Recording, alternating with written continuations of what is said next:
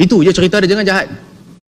Singa Aswaja, Idrus Ramli, dalam buku soal jawab Wahabi, apa dia tulis?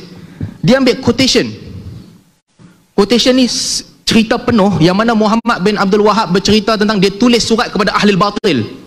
Ahli batil, orang-orang yang batil ni, apa mereka nak buat? Mereka nak menghalalkan istighasah dan sebagainya, perkara-perkara yang pada Muhammad bin Abdul Wahab ini haram.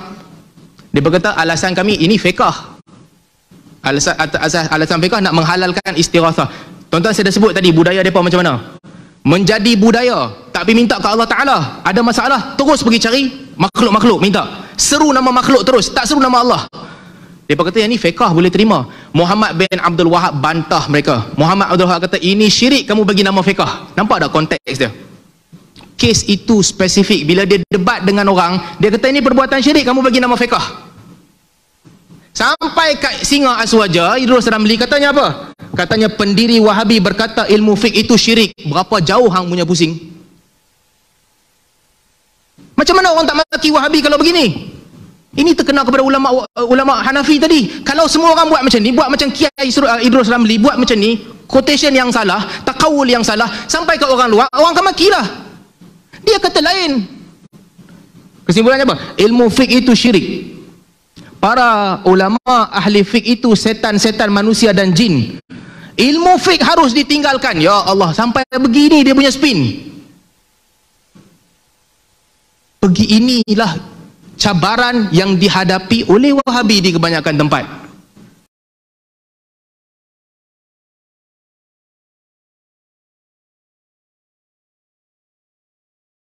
Assalamualaikum warahmatullahi wabarakatuh. Bismillahirrahmanirrahim. Alhamdulillahi rabbil alamin. Wassalatu wassalamu ala ashrafil anbiya'i wal mursalin Sayyidina Muhammadin wa ala alihi wa sahbihi ajma'in, amma ba'du. Saudara-saudara kaum muslimin dimanapun Anda berada, baik di Indonesia, di Malaysia, di Brunei Darussalam maupun di negeri-negeri lain. Pada edisi kali ini saya akan membicarakan tentang pendiri Wahabi, yaitu Syekh Muhammad bin Abdul Wahab dan ilmu fikih. Nah, mengapa kajian kali ini membahas masalah pendiri Wahabi dan ilmu fikih?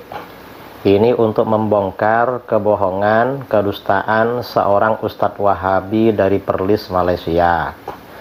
Dia bikin video, katanya saya berbohong tentang pendiri Wahabi itu pimpinan aliran sesat dan anti mazhab. Yang pertama, begini, memang dijelaskan oleh para ulama, kelompok yang anti mazhab tidak mengikuti mazhab 4 pada dewasa ini, itu adalah termasuk tanda-tanda golongan atau aliran yang sesat. Yang kedua, Wahabi ini juga aliran sesat.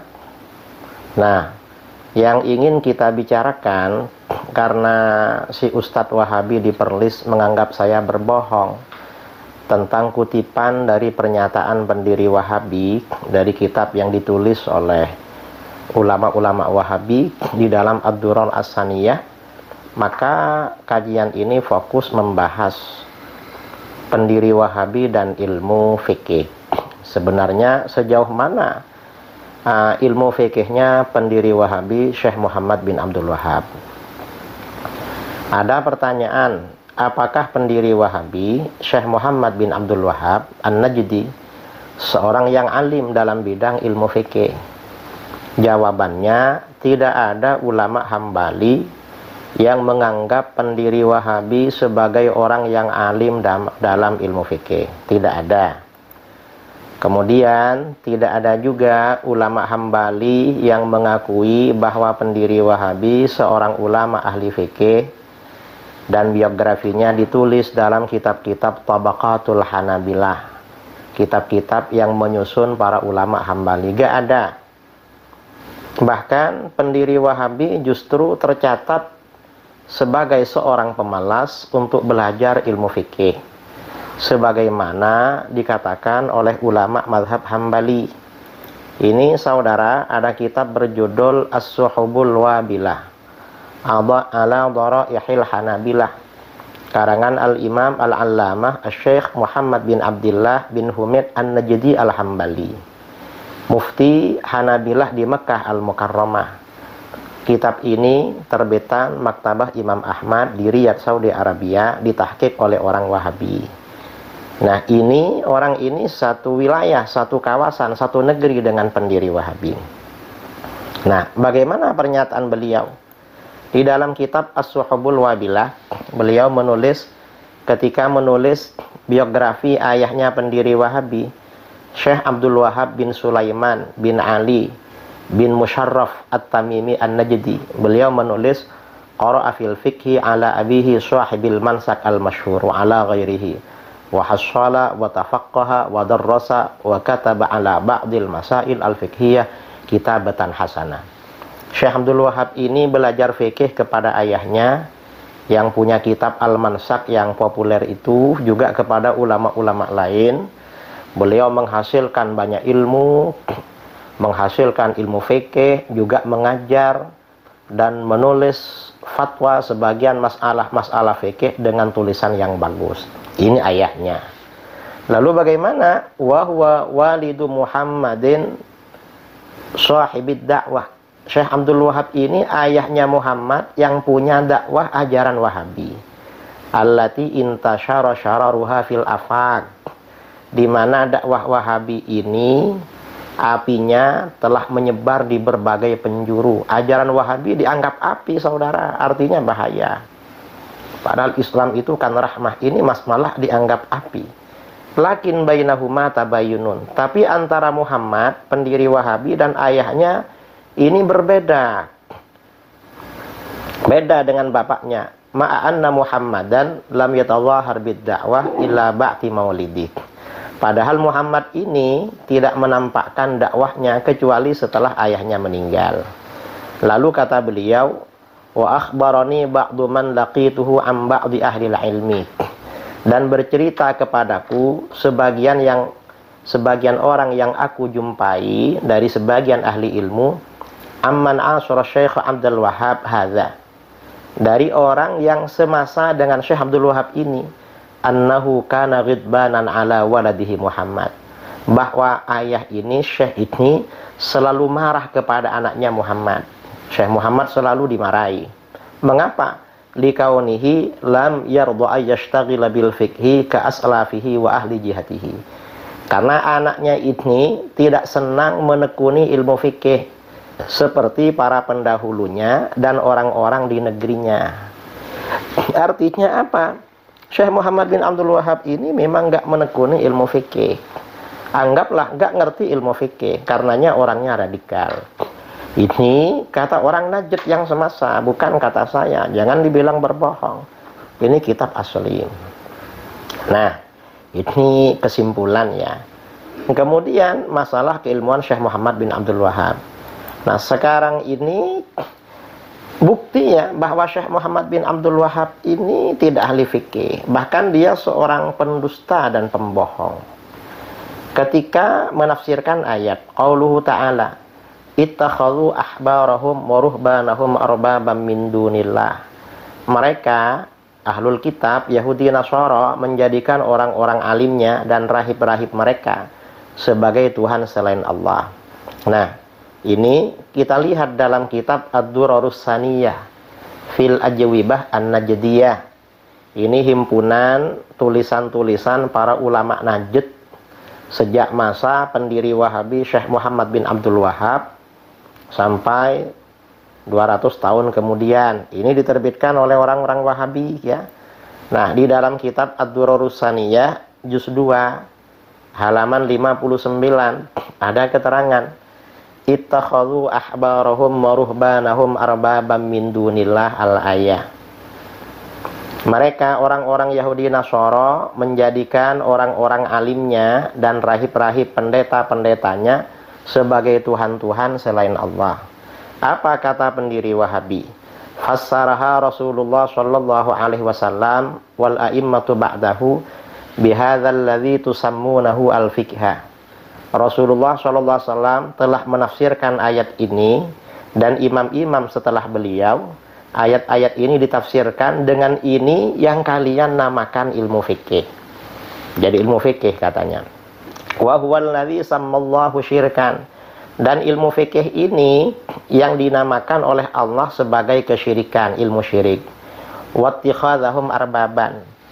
Dan dianggap sebagai menjadikan mereka, orang-orang alim dan rahib-rahib ini, sebagai Tuhan-Tuhan.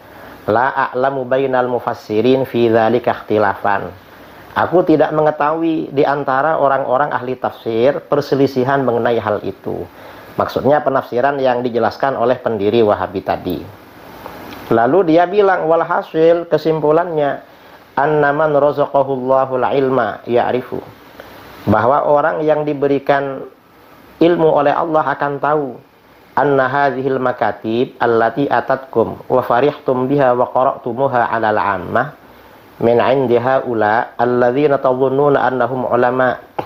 Bahwa tulisan-tulisan, maksudnya kitab-kitab yang datang pada kamu, dan kamu senang dengan kitab-kitab itu, lalu kamu baca pada orang-orang awam yang datang dari mereka yang kalian sangka sebagai ulama, kama qala ta'ala, seperti Allah berfirman, wa kadzalika ja'alna likulli nabiyyin aduwan syayatinal insi wal jinni yuhi ba'duhum ila ba'din zukhrufal qawli ghurura.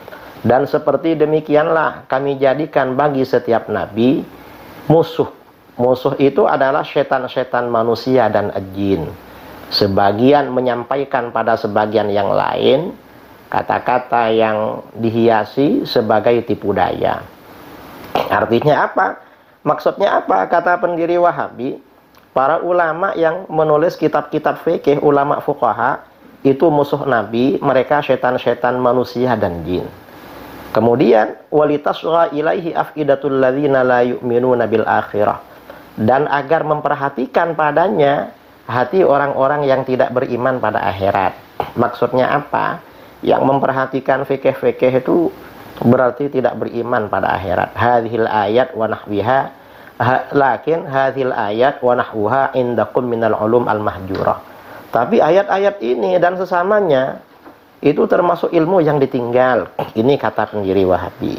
Nah, dalam pernyataan di atas, pendiri Wahabi sebenarnya mengatakan, pertama, ayat 31 surat Taubah ditafsirkan oleh Rasulullah SAW dan para imam tafsir sesudah beliau dengan ilmu fikih. Ini kata pendiri Wahabi. Ya. Yang kedua, Allah menamakan ilmu fikih dengan ilmu syirik dan penyembahan kepada selain Allah. Jadi kata pendiri Wahabi, fikih ini syirik, dan yang ngasih nama Allah katanya. Dan kalau ikut fikih, ulama fuqaha berarti menyembah selain Allah berdasarkan tafsir dari Nabi, kata dia sallallahu alaihi wasallam, dan kesepakatan para imam tafsir sesudah beliau. Ketiga, kata pendiri Wahabi, para ulama fuqaha yang menulis kitab-kitab fikih adalah musuh Nabi SAW dan merupakan setan-setan manusia dan jin. Ini kata pendiri Wahabi. Pertanyaannya, benarkah apa yang dikatakan oleh pendiri Wahabi di atas? Pertama, jelas pendiri Wahabi tersebut jelas berbohong dan berdusta dalam klaimnya bahwa ayat 31 surat Taubah ditafsirkan oleh Nabi SAW dan para imam tafsir dengan ilmu fikih. Jelas bohong dan dusta. Gak ada di kitab-kitab tafsir. Kemudian, kedua, pendiri Wahabi tersebut berdusta dan berbohong yang mengklaim bahwa Allah menamakan ilmu fikih itu ilmu syirik dan sebagai penyembahan kepada selain Allah berdasarkan penafsiran Nabi SAW dan kesepakatan para imam tafsir. Jelas kebohongan lagi ini. Ini buktinya. Kita buka kitab tafsir ya, Ad-Durrul Mansur fit Tafsir bil Ma'thur, karangan Imam Jalaluddin As-Suyuti. Nah, ini ketika menafsirkan ittakhadhu ahbarahum wa ruhbanahum arbabam min dunillah, mereka orang-orang Yahudi Nasara menjadikan orang-orang alimnya dan rahib-rahib mereka sebagai Tuhan selain Allah. Dalam tafsir Ad-Durrul Mansur dikatakan, akhraj Ibnu Sa'ad wa Abd ibn Humaid wa Tirmidzi wa hassanahu Ibnul Munzir wa Ibnu Abi Hatim wa Tabarani wa Abu Syekh wa Ibnu Mardawayh wal Baihaqi fi sunanih an Adi bin Hatim radhiyallahu an. Dari Adi bin Hatim, qala Adi berkata, ataitun Nabiyya sallallahu alaihi wasallam wa huwa yaqra'u fi surati Bara'ah. Aku mendatangi Nabi sallallahu alaihi wasallam. Beliau sedang membaca surat Bara'ah. Ittakhadhu ahbarahum wa ruhbanahum arbabam min dunillah. Faqal. Lalu beliau bersabda, ama innahum lam yakunu ya'budunahum. Ingatlah, sesungguhnya orang-orang Yahudi dan Nasara tidak menyembah kepada orang-orang alim dan pendeta-pendeta mereka. Walakinnahum kanu idza ahallu lahum syai'an istahalluh. Tetapi orang-orang Yahudi Nasara apabila orang alim dan pendeta itu menghalalkan sesuatu yang haram pada mereka, mereka menganggapnya halal. Wa idza harramu alaihim syai'an harramuh. Dan apabila mereka mengharamkan sesuatu pada mereka, maka mereka mengharamkan juga. Ini riwayat pertama. Juga dalam kitab yang sama. Ini ya, mirip, hampir serupa, sama, cuma redaksinya beda. Wa akhraj Abdul Razzaq wal Faryabi wa Ibnul Munzir wa Ibnu Abi Hatim wa Abu Syekh wal Baihaqi fi sunanihi an Abil Bukhturi radhiyallahu anhu qala. Sa'ala rajulun Hudzaifah radhiyallahu an faqal. Seorang laki-laki bertanya kepada Hudzaifah radhiyallahu an, ara'aita qaulahu ta'ala ittakhadhu ahbarahum wa ruhbanahum arbabam min dunillah. Tahukah kamu firman Allah Ta'ala, mereka orang-orang Yahudi Nasara menjadikan orang-orang alim dan pendeta mereka sebagai Tuhan-Tuhan selain Allah. Akanu ya'budunahum. Apakah mereka menyembah kepada orang alim dan rahib-rahib? Qal, Hudzaifah menjawab, la. Mereka agak menyembah. Walakinnahum kanu idza ahallu lahum syai'an istahallu. Tetapi para pendeta-pendeta itu apabila menghalalkan sesuatu pada mereka, maka jamaahnya menganggapnya halal. Wa idza harramu alaihim syai'an harramu. Kalau mereka mengharamkan sesuatu, mereka mengharamkan juga. Padahal di kitab-kitabnya nggak diharamkan. Artinya merubah keterangan Al-Quran, itu maksudnya. Nah, kemudian juga wa akhraja Abu Syekh wal Baihaqi fi Syu'abil Iman an Hudzaifah radhiyallahu an. Ini dari Hudzaifah juga, ittakhadhu ahbarahum wa ruhbanahum qal, ama innahum lam yakunu ya'budunahum. Sesungguhnya orang-orang ahlul kitab Yahudi Nasara tidak menyembah orang alim dan tidak menyembah pendeta. Walakinnahum adha'uhum fi ma'siyatillah. Tapi mereka tunduk kepada pimpinannya, kepada ulama dan pendetanya dalam maksiat kepada Allah. Ini dalam tafsir Ad-Durrul Mansur. Artinya nggak ada yang menafsirkan kalau ayat ini maksudnya ilmu fikih. Nggak ada. Dan ilmu fikih syirik nggak ada. Jadi berbohong si pendiri Wahabi itu. Kemudian dalam kitab tafsir lain, Zadul Masir fi Almit Tafsir. Ini karangan Imam Abul Faraj Ibnul Jauzi. Ini mazhabnya sama-sama Hambali ya. Ini sama dengan tadi. Qauluhu ta'ala ittakhadhu ahbarahum. Qad sabaqa fi ma'na al-ahbar war ruhban wa qad ruwiya 'anin nabi sallallahu alaihi wasallam annahu su'ila an hadhil ayah faqala ama innahum lam yakunu ya'budunahum. Orang-orang Yahudi Nasara sebenarnya tidak menyembah para ulama dan pendeta mereka. Walakinnahum kanu idza ahallu lahum syai'an istahallu. Hanya saja kalau ulamanya itu menghalalkan sesuatu, mereka anggap halal. Wa idza harramu alaihim syai'an harramu. Kalau mengharamkan sesuatu, mereka anggap haram. Fa'ala hadzal makna, menurut arti ini, innahum ja'aluhum kal arbab wa illam yaqulu innahum arbab. Jadi orang-orang Yahudi Nasara menjadikan ulama dan pendetanya seperti Tuhan-Tuhan, meskipun mereka agak bilang mereka Tuhan-Tuhan. Kemudian dalam tafsir lain, tafsir Al-Quranil Azim, tafsir Ibnu Katsir, ini juga sama penafsirannya, sama dengan tadi yang diriwayatkan dari Adi bin Hatim itu, kemudian dari Hudzaifah dan Ibnu Abbas juga sama yang ada di dalam kitab Ad-Durrul Mansur. Nah, artinya apa? Ayat ittakhadhu ahbarahum wa ruhbanahum arbabam min dunillah. Mereka menjadikan orang-orang alimnya dan rahib-rahib mereka sebagai Tuhan selain Allah. Orang-orang ahli kitab, Yahudi dan Nasara, mengikuti orang alim dan pendeta mereka ketika menghalalkan perkara haram dan mengharamkan perkara halal dalam kitab-kitab mereka. Ini bukan ilmu fikih, saudara. Bukan ilmu fikih. Jangan dibilang fikih, gak ada fikih. Fikih itu miliknya umat Islam. Jadi demikian, ini bukan fungsi ilmu fikih dan bukan tugas para ahli fikih. Ahli fikih itu menjelaskan hal-hal yang tidak diterangkan hukumnya secara langsung dalam Al-Quran dan Sunnah. Bukan merubah hukum yang sudah ada dalam Al-Quran dan Sunnah. Kalau merubah hukum Al-Quran dan Sunnah, itu bukan fikih namanya.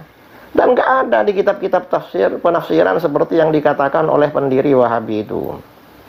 Nah, dengan demikian, berarti pendiri Wahabi telah berbohong kepada Allah. Kata dia, Allah menganggap ilmu fikih sebagai kesyirikan dan penyembahan kepada selain Allah.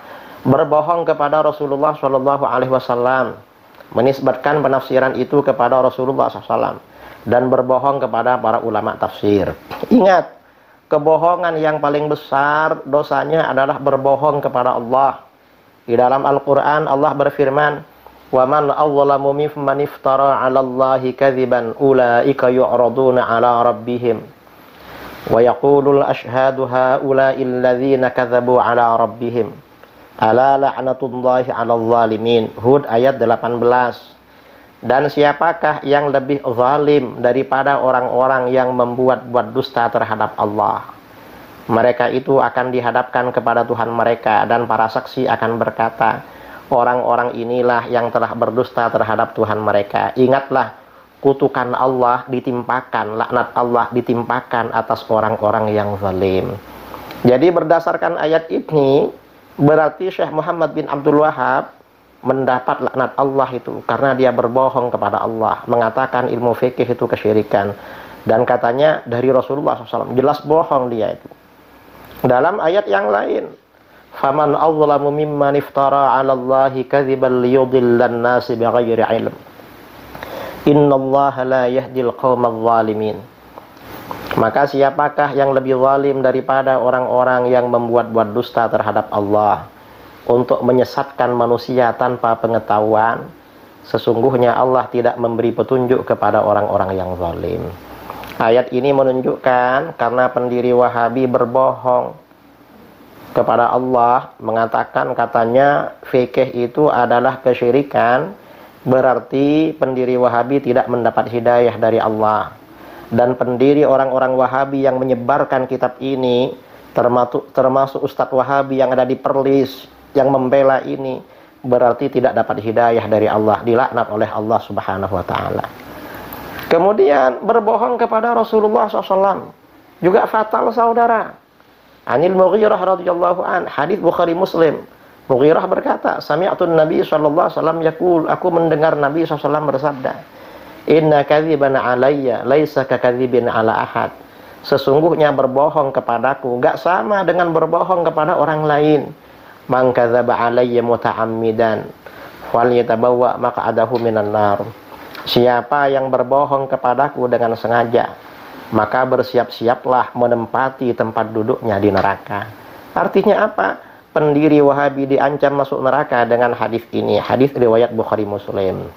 Karenanya saya ajak Ustadz Wahabi yang ada di Perlis, tinggalkan ajaran Wahabi. Jangan dibela paham Wahabi yang pembohong itu, jangan dibela.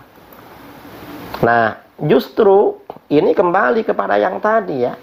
Yang kerjaannya merubah hukum itu pendiri Wahabi, saudara. Muhammad bin Abdul Wahab, sang pembohong dan si tanduk setan yang terlaknat, yang zalim itu. Dan ini memang sesuai dengan hadis sahih an Hudzaifah radhiyallahu anhu qala, Hudzaifah berkata, qala Rasulullah sallallahu alaihi wasallam, Rasulullah SAW bersabda, innama adakhawwafu alaikum rajulun qara'al Qur'an. Sesungguhnya sesuatu yang aku khawatirkan pada kamu, seorang laki-laki yang baca Quran. Ini pendiri Wahabi dan pengikutnya. Hatta idza ru'iyat bahjatuhu alaihi, hingga ketika dia kelihatan indah karena Al-Quran. Wa kana ridaan lil Islam, dan dia menjadi penolong Islam. Ghayyarahu ila ma Allah. Dia merubahnya pada apa yang Allah kehendaki. Artinya ajaran Al-Quran dirubah oleh dia, merubah ajaran Quran. Yang tidak syirik dia bilang syirik. Ini kerjanya Wahabi. Fansalakha minhu, dia melepaskan dirinya dari Al-Quran. Wa nabadhahu wara'a dhahri, Al-Quran dia lempar jauh-jauh ke belakang. Wa sa'a ala jarihi bisayf, dia menyerang tetangganya dengan pedang. Wa ramahu bisyirki, dan menuduh tetangganya telah syirik. Siapa ini? Ya Wahabi, yang kerjanya mensyirik-syirikan orang. Itu merubah Al-Quran itu. Yang mensyirikan istighatsah, tawassul, itu merubah penafsiran Al-Quran. Qala, Hudzaifah berkata, qultu ya Nabi Allah, aku berkata, hai Nabi Allah, ayyuhuma awla bisyirki, al-marmi amir rami. Siapa dari keduanya yang lebih berhak dianggap syirik? Yang dituduh apa yang menuduh? Qal, Rasulullah SAW menjawab, balir rami, justru yang menuduh syirik yang lebih berhak syirik. Mengapa? Kerjanya dia berbohong, saudara. Pendiri Wahabi ini kerjanya berbohong, mensyirikan orang, menghalalkan darahnya orang lain. Persis seperti yang ada di dalam hadis ini. Hadis sahih riwayat Ibnu Hibban. Nah, sekarang ada pertanyaan terakhir. Apakah Wahabi bermadzhab Hambali? Untuk menjawab pertanyaan ini, ada beberapa hal yang perlu kita renungkan. Satu, mungkinkah orang yang menganggap ulama fikih sebagai pendeta, setan-setan manusia dan jin, musuh-musuh Nabi SAW, dan menganggap ilmu fikih dianggap sebagai ilmu syirik, lalu dianggap pengikut fikih mazhab Hambali? Mungkin nggak? Nggak mungkin, karena mazhab Hambali nggak ngajarkan seperti ini. Kedua, dalam banyak pendapat di mana kaum Wahabi membid'ahkan, mensyirikkan, dan mengkafirkan kaum muslimin, Wahabi berbeda dengan para ulama fikih Hambali. Apakah dengan demikian mereka masih Hambali? Oh, sudah berbeda dengan Hanabilah di dalam masalah ini. Kemudian yang ketiga, tidak sedikit pula dari kalangan Wahabi sekarang ini yang tidak ikut mazhab, anti mazhab. Dan mereka mengklaim mengikuti fikih dalil. Ada fikhud dalil. Maksudnya dalil sesuai dengan selera pemahaman Wahabi.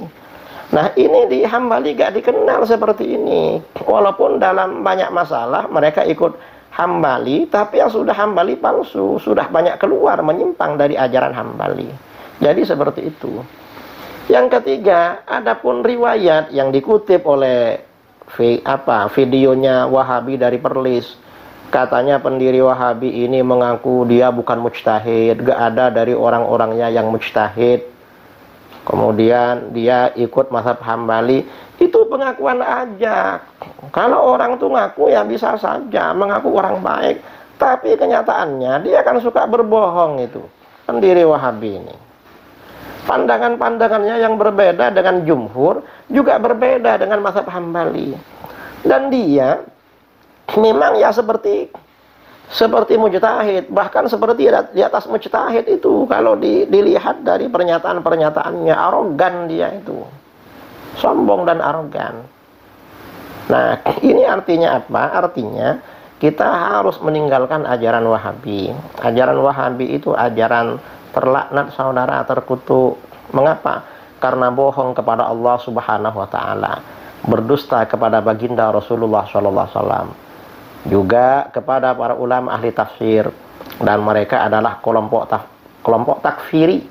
Wahabi memberi julukan pendiri Wahabi dengan pendiri Wahabi katanya Syekhul Islam. Bukan, dia bukan Syekhul Islam, dia Syekhul Khawarij, syekhnya orang-orang Khawarij.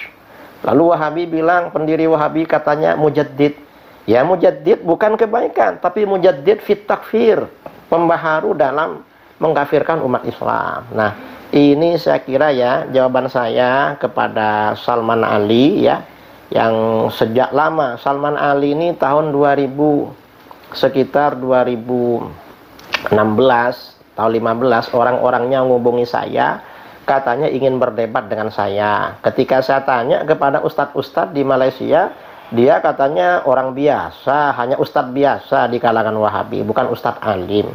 Dan ternyata betul, saya perhatikan ketika dia debat dengan Ustadz Nur Hidayat, dengan Ustadz Engku Fazil, dia ini banyak gak bisa jawab, dia ini gak bisa jawab.